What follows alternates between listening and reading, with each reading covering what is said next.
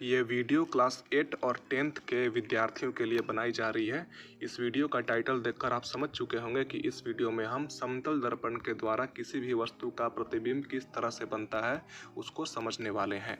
तो अगर आप कॉपी पेन ओपन करके नहीं भी देखते हैं इस वीडियो को तो भी कोई दिक्कत नहीं है। इस वीडियो को समझाने के पर्पज से बनाया गया है, तो इस वीडियो को अंत तक देखिए और अच्छे से हर चीज़ को समझने की कोशिश कीजिए। ठीक है, तो इस बैकग्राउंड को हम ब्लैक कर देते हैं ताकि ये आपकी आंखों को ज़्यादा चुभे नहीं। ठीक है, और वीडियो में बस अंत तक बने रहिए और समझने की कोशिश कीजिए। सबसे पहले हम क्या करेंगे कि एक पॉइंट ऑब्जेक्ट का इमेज बना करके देखेंगे। पॉइंट ऑब्जेक्ट करने का मतलब है कि जो वस्तु है वो बस एक बिंदु के आकार की होगी। ठीक है, तो एक पॉइंट ऑब्जेक्ट का इमेज बनाने के लिए हम क्या करते हैं कि सबसे पहले एक दर्पण ले लेते हैं। समतल दर्पण है ये, इसको पीछे से ऐसे पेंट कर दिया गया है और इस दर्पण का नाम आप कुछ भी दे सकते हैं, MNOPQ कुछ भी दे सकते हैं। तो चलिए मैं इसका नाम M रख देता हूँ। ठीक है, और इस दर्पण के सामने यहाँ पर एक बिंदु के आकार का एक वस्तु रख दिया गया है। ये रहा वो पॉइंट ऑब्जेक्ट। ठीक है, पॉइंट ऑब्जेक्ट कहने का मतलब ही यही है कि ये जो ऑब्जेक्ट है बस एक पॉइंट के आकार का है। तो इस ऑब्जेक्ट का इमेज दर्पण के अंदर किस तरह से बनता है उसको समझने के लिए हम क्या करते हैं कि यहाँ से एक प्रकाश की किरण दर्पण के ऊपर इस तरह से डालते हैं। तो दर्पण के ऊपर प्रकाश की किरण पड़ते ही क्या होता है कि उस प्रकाश की किरण का परावर्तन हो जाता है और परावर्तन होने के बाद परावर्तन के नियम का पालन करते हुए ये जो प्रकाश की किरण है ये किसी अन्य दिशा में लौट जाती है।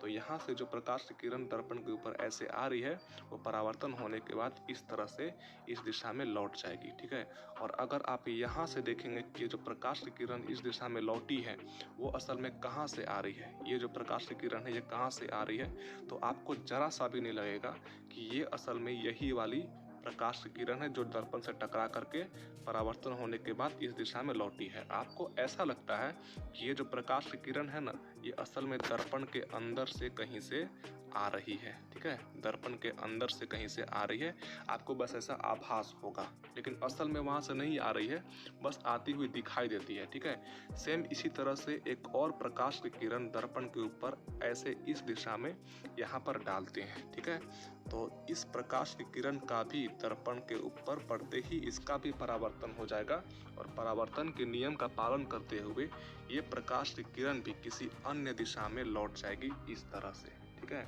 और इसको भी इसी तरह से अगर आप यहाँ से देखेंगे कि ये प्रकाश की किरण कहाँ से आ रही है, ये वाली जो प्रकाश की किरण है असल में कहाँ से आ रही है, तो आपको नहीं लगेगा कि ये वही प्रकाश की किरण है जो कि ये वाली दर्पण के ऊपर पड़ रही थी। ठीक है, तो ये जो प्रकाश की किरण है असल में दर्पण के अंदर से कहीं से आ रही है, आपको ऐसा लगेगा, लेकिन रियलिटी में ऐसा नहीं हो रहा है, बस आपको ऐसा महसूस होता है, ये प्रतीत होता है। ठीक है, आपको ऐसा लगेगा कि ये जो प्रकाश की किरण है दर्पण के अंदर से ऐसे आ रही है। ठीक है, और यहाँ पर दर्पण के अंदर जहाँ पर ये जो दोनों प्रकाश की किरणें हैं ना, जहाँ पर मिलती हुई दिखाई देती हैं, जहाँ से आती हुई दिखाई देती हैं, वहीं पर ठीक वहीं पर इस ऑब्जेक्ट का इमेज बनता है। तो यही है इस ऑब्जेक्ट का इमेज यानी कि प्रतिबिंब। अगर इस ऑब्जेक्ट का नाम हम ए देते हैं तो इसका नाम हम देते हैं ए डैश। ए डैश कहने का मतलब कि वस्तु ए का प्रतिबिंब है ए डैश। ठीक है, और अगर कोई आपसे पूछे कि समतल दर्पण पर बनने वाला प्रतिबिंब किस तरह का होता है तो आप ये बताएंगे कि समतल दर्पण के ऊपर बनने वाला प्रतिबिंब आभासी होता है। आभासी कहने का मतलब कि वर्चुअल इमेज होता है। वर्चुअल इसलिए कहते हैं क्योंकि ये जो प्रकाश की जो किरणें हैं ना जो इस दिशा में जा रही है ना, ये असल में दर्पण के अंदर से नहीं आ रही है, बस आती हुई दिखाई देती है। ठीक है ना, इसीलिए इसको वर्चुअल इमेज कहते हैं। ठीक है, तो उम्मीद है कि आपको यहाँ तक सब कुछ क्लियर है। और अब की बार हम क्या करते हैं कि एक स्ट्रेट ऑब्जेक्ट लेते हैं इस तरह से। ठीक है, एक एरो टाइप का एक ऑब्जेक्ट लेंगे और इसका इमेज समतल दर्पण के अंदर कैसे बनेगा उसको समझने वाले हैं। ठीक है, तो इसको क्लियर कर लेते हैं।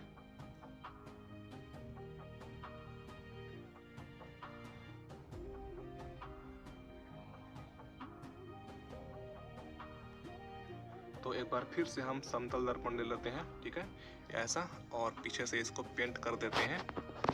ठीक है, और इस दर्पण का नाम भी हम एम रख देते हैं और यहाँ पर इसके सामने एक वस्तु रखा हुआ है ऐसे।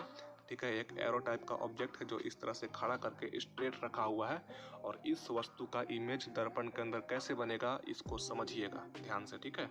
ये उससे थोड़ा सा कॉम्प्लिकेटेड है लेकिन आसान ही है, समझ में आ जाएगा अगर आप ध्यान देते हैं तो। यहाँ से क्या करते हैं कि एक प्रकाश की किरण दर्पण के ऊपर इस तरह से डालते हैं 90 डिग्री का एंगल बनाते हुए।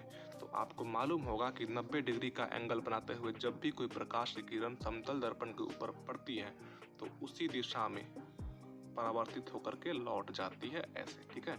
इस दिशा में प्रकाश की किरण आई थी, परावर्तन यहाँ पर हुआ और इसी दिशा में इसी मार्ग पर लौट जाती है। लेकिन आपको ऐसा लगेगा यहाँ से देखने पर कि ये जो प्रकाश की किरण ऐसे लौट रही है ये असल में दर्पण के अंदर से कहीं से आ रही है, ठीक है। सेम इसी तरह से यहाँ पर भी एक प्रकाश की किरण दर्पण के ऊपर 90 डिग्री का एंगल बनाते हुए डालेंगे और ऐसा ही लगेगा, ठीक है। सेम ऐसा ही यहाँ पर भी होगा, 90 डिग्री का एंगल बनाते हुए कोई भी प्रकाश की किरण दर्पण के ऊपर पड़ रही है तो परावर्तन होने के बाद ये उसी मार्ग पर लौट जाती है किसी अन्य दिशा में, ठीक है। और यहाँ से देखने पर आपको यही लगेगा कि ये जो प्रकाश की किरण इस दिशा में लौट रही है वो दर्पण के अंदर से कहीं से आ रही है, ठीक है। दर्पण के कहीं अंदर से आ रही है। और अब की बार क्या करते हैं कि यहाँ से एक प्रकाश की किरण दर्पण के ऊपर इस तरह से डालते हैं तो यहाँ पर भी इसका परावर्तन होगा और परावर्तन के नियम का पालन करते हुए इस प्रकाश की किरण का परावर्तन इस दिशा में हो जाएगा, ठीक है, इस दिशा में। और यहाँ से देखेंगे कि ये जो प्रकाश की किरण है ये इस दिशा में ये कहाँ से आ रही है तो आपको ऐसा लगेगा कि ये प्रकाश की किरण दर्पण के अंदर से कहीं से आ रही है। आपको जरा सा भी ऐसा नहीं लगेगा कि ये जो प्रकाश की किरण है असल में यही वाली है, ये वाली जो दर्पण से परावर्तित होकर के इस दिशा में लौटी हुई है, ठीक है। सेम इसी तरह से यहाँ पर भी एक प्रकाश की किरण हम ऐसे दर्पण पर डालते हैं, यहाँ पर भी इसका परावर्तन होगा और परावर्तन का नियम का पालन करते हुए ये जो प्रकाश की किरण दर्पण के ऊपर गई थी ये परावर्तित होकर के किसी अन्य दिशा में इस तरह से लौट जाएगी, ठीक है।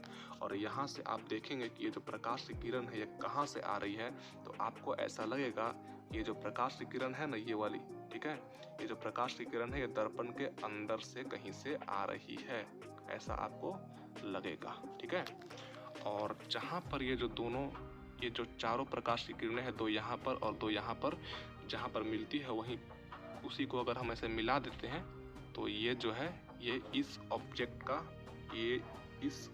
ठीक है ना, सॉरी ये ठीक से नहीं बन पा रहा है यहाँ पर, ये इस ऑब्जेक्ट का इमेज यानी कि प्रतिबिंब बन जाता है, यही वाला है इसका प्रतिबिंब, ठीक है। तो अगर इस ऑब्जेक्ट का नाम आप ए बी देते हैं, ए बी, तो इसका नाम देंगे आप ए डैश बी डैश, ठीक है ना, ए डैश बी डैश, ठीक है। तो इस वीडियो को आपको समझाने के पर्पज से बनाया गया था। उम्मीद है कि इस वीडियो में आपको जो भी समझाया गया है वो अच्छे से समझ में आया है। अगर आपको कहीं पे कोई भी पॉइंट समझ में नहीं आया है तो आप इस वीडियो को रिवाइंड करके फिर से देख सकते हैं ताकि आपको वो चीज़ें और अच्छे से समझ में आ जाए, ठीक है। तो उम्मीद है कि यह वीडियो आपको पसंद आई होगी, यह वीडियो आपके काम की होगी। अगर ऐसा है तो आप इस वीडियो को लाइक कीजिए। ये वीडियो आपको कैसी लगी ये आप कमेंट कीजिए और आप हमें सजेस्ट भी कर सकते हैं कि नेक्स्ट वीडियो आपको किस टॉपिक पर चाहिए। मैं कोशिश करूँगा कि उस टॉपिक के ऊपर भी एक वीडियो बना करके आपको प्रोवाइड कर सकूँ, ठीक है। तो मिलते हैं नेक्स्ट वीडियो में। Thank you so much for watching this video.